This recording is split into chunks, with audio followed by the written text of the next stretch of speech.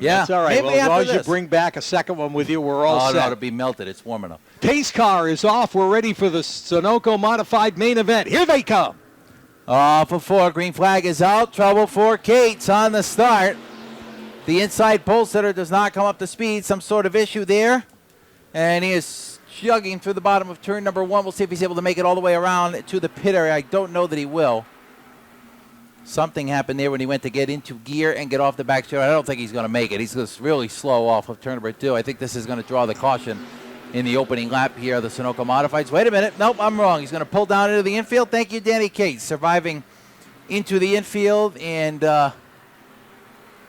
letting this race continue under the green flag. While it does, we've got a battle for the top spot between two of the best in the Sunoco Mods, Keith Rocco and Todd Owen. Yeah, like these guys have never battled before. Look at them going at it. This is much a brain thing than it is a power thing for sure. And that battle right behind between the 35 and the number 7, Pulio in the 7 and Derek Ranstrom in the 35. Ranstrom no stranger to Thompson Speedway over all the years of competition. Split screen view right now as we see Todd Owen taking a run at Keith Rocco. Going to dive down on the inside. Try one of those Rocco moves. It doesn't work. They kind of bounce off of each other there in 1 and 2, and Rocco holds on to the lead. Meanwhile, Pulio's gotten around the 35 of Ranstrom. He's gone to 3rd and wants to go reel in those two guys up front that we're looking at right now. Keith Rocco in the 09 and Todd Owen in the 81. Off of 4 they come. 5 laps are complete. That time by Owen in second, but it's Pulio who is the quickest car in the track that time by. He's about 10 car lengths back from your top 2, so he's going to try to close in and make this a 3-car race as they go down into turn number 3. Back off of turn number 4 they come. 6 laps are complete. At the stripe, it is Rocco and Owen, and then Pulio in 3rd again. Pulio quickest of the 3 as they come off turn 2. And it's still got plenty of time in this race, being a 30-lap feature. We're just 6 complete. And quite a battle up front again. Two guys that have gone at it for years and years. Keith Rocco and Todd Owen. But now, coming into view of their rearview mirror is Jonathan Pulio in the number 7. Pulio, a multi-time winner here in the Sunoco Mods last year. He had quite a stretch going.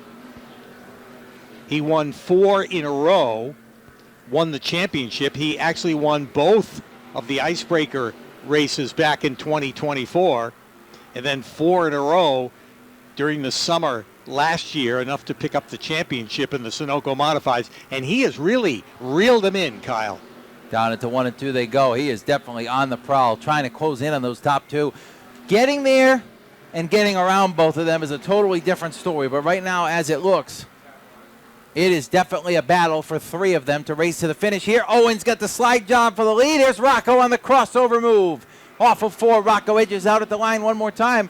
We will see as they head through 1 and 2. Rocco's going to slide up. Owen settles in behind. And now we do officially, Pete, have a 3-car battle as they are nose to tail down into turn number 3. Well, we could have watched Owen and Rocco do the same thing lap after lap, the way they would trade the lead off and on. But now there's a different factor to this, and that is John Pulio in that number 7.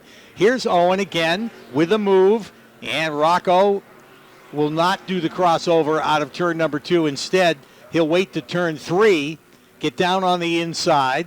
They just barely run over each other. And here's Pulio. While the door's open on the bottom, I'm going to give Rocco a little bit of a shove. And he's going to try and make a pass to get to second. Here's Owen. Ducks down on the inside. And again, he'll make that move that Keith Rocco made so famous here. And Rocco will come right back with the crossover to try and take the lead back. Tell you what, Pete, can't ask for much better than this. 3 of the best in the Sunoco Modifieds, whether it's here, Stafford, anywhere they go. Waterford battling it out here in tonight's 30-lap Sunoco Modified feature. The 3 of them rumble off turn number 4 and back to the stripe with 16 laps to go. That time by, it's anyone's race now as Rocco, Owen, and Pulio are nose to tail down the back straightaway again. I know it looks easy, but they are within inches of each other when they make those moves, just like this.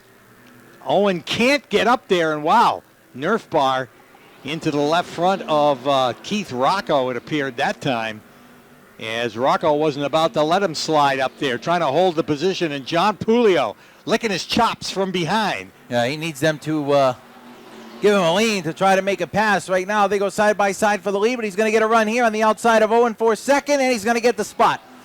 That momentum so big on the outside, Pulio used it to his advantage and takes over second in that Mr. Rooter plumbing entry. Owen back to third, and now Rocco's got a different challenger here for the lead as they come down back to three. Well, Pulio has been fast from the drop of the green flag, and he's showing that muscle right now as he gets up on the back bumper of Keith Rocco and going to go into a battle for the lead. Right now, he's right in his tire tracks out of turn 2 and down the backstretch. The question is, when will he make that move, a tap on the back bumper as they turn into turn 3? Yeah, right now Owen falling off just a little bit. Still within striking distance as Pulio takes a look to the inside of Rocco, down it to 1 and 2. Side by side for the lead. Pulio gives him the Nerf bar, gets a little bit crossed up. Rocco's got it back. Owen's got the battle now in the right lane for second. They'll go side by side down it to 3. Yeah, Pulio tried that bottom, couldn't get it done. In fact, he got loose, and that allowed Owen to pull up alongside of him. So Pulio might have to think of a different strategy to get by these guys.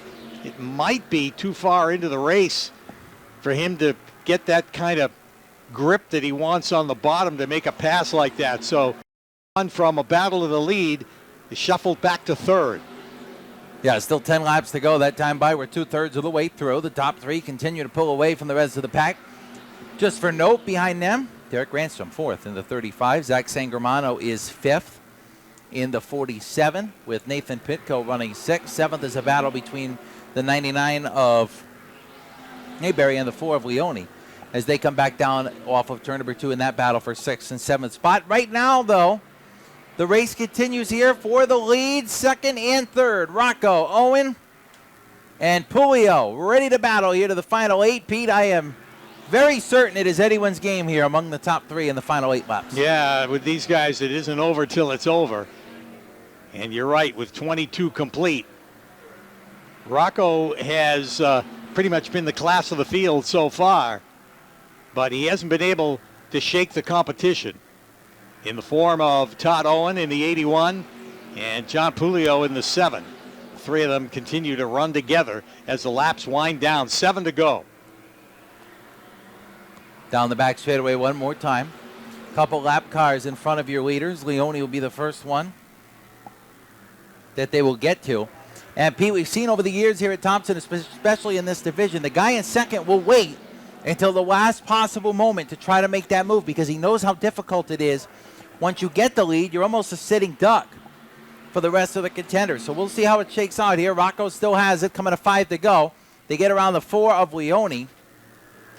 Now they will try to get around the 99 of Mayberry, who's maybe 5 to 10 car lengths in front of them with 5 to go. They'll definitely get there before the finish. Owen is trying everything to get back to the back bumper of that black number 09. And as you said, maybe waiting to make that move, unless, of course, he's used up what he's got until this point. Again, they'll go around the 99.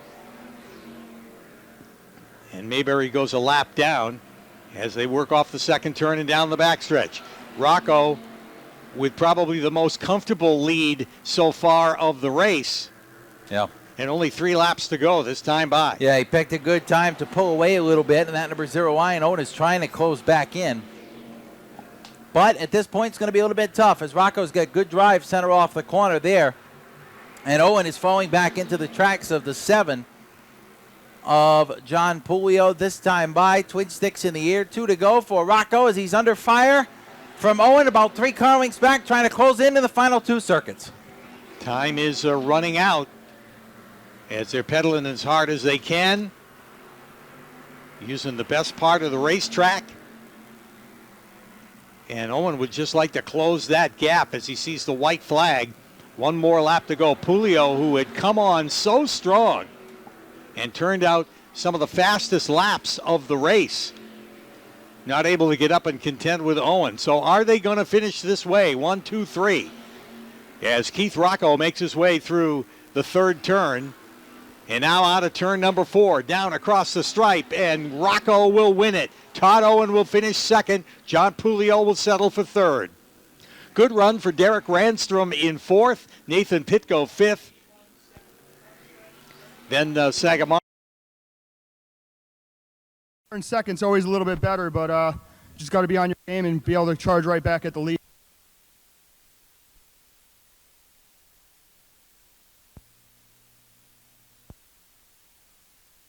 Tough choice today, whether coming here or staying with his wife at home.